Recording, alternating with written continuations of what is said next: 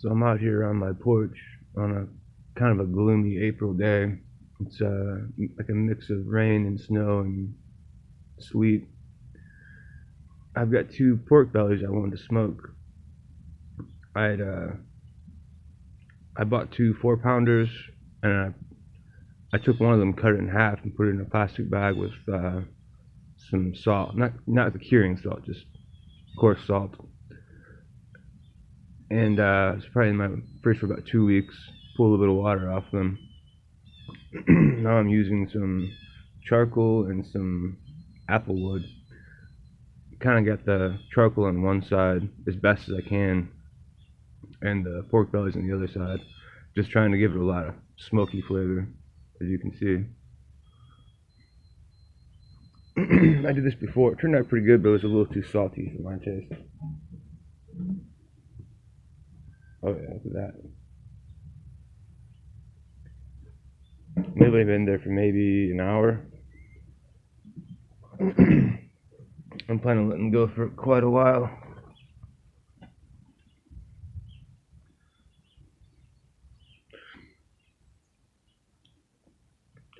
I've got a meat slicer I picked up on eBay for $60 and a vacuum sealer for another $20, so I can slice the bacon to the size I want and then vacuum seal it and put it in the freezer. Figure this would be a more economical way rather than paying $5.50 for a small pack, especially since I get uncured bacon. This way I can just do it myself.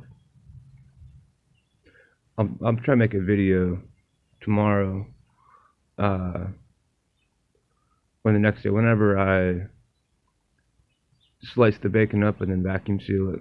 I'll show some of those steps.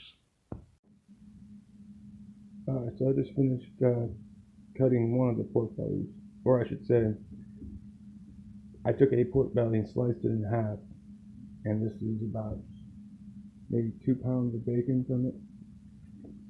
This thing was about $60 on eBay, and it worked, obviously. It made thinner cuts than I would be able to make with a knife, that's for sure. And I can go thinner than that, but it's still sort of like a get what you pay for sort of deal. It's not obviously the deli quality meat slicer. A couple of times I had to cut some stuff off to clean up the edges, and it kind of struggled a little bit as I would slice the bacon through it. Maybe it would help if it was colder. It was only in the fridge for maybe an hour. But I mean, for someone just to use at home periodically, cut bacon or cut other meat for sandwiches, say would do the job.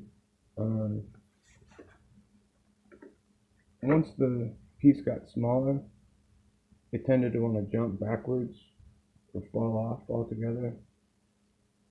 This thing worked relatively well. It just sits on right here, and this slides back and forth.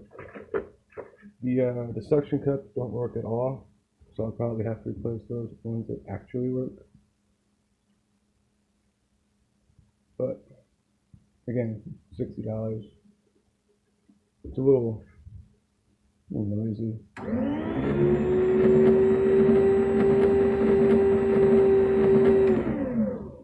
I don't like some of the noise that motor makes.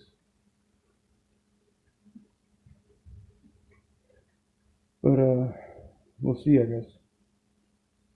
And I'll make another video here in a little bit after I try out the vacuum sealer I got over there. This vacuum sealer seems to do a pretty good job. A little better than the meat slicer did. And it came with some bags that are reasonable size. I put 16 slices in this. I mean, granted, they're not as long as thick as some are, but be good enough. Fully sealed there. If I could have done a little higher, that's probably more my fault. It's just the first time I've used it though. But you hit the seal button. I'm sorry.